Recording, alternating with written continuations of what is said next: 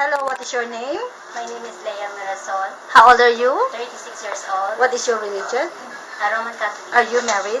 No, I'm a single mom. Okay, do you have kids? Yes, ma'am. How many kids you have? Two. How old are they? My son is 13 years old and my daughter is 9 years old. Okay, so how long you been working in Hong Kong? 2 years. Do you have any work experience in other countries? Yes. Where? First in the Jordan and the second in Qatar. How many years old? 4 years. Okay, so how long you been working with your current employer? 2.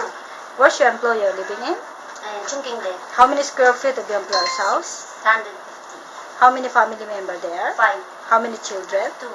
How old are they? 1 and a half and 4 years old. Okay, so would you please describe your daily working schedule? What time you wake up in the morning? I wake up at 5:30 and I prepare the breakfast for the kids and for my employer. And I clean the room, I clean the house, and I go in the market and I cook for the lunch and for the dinner also.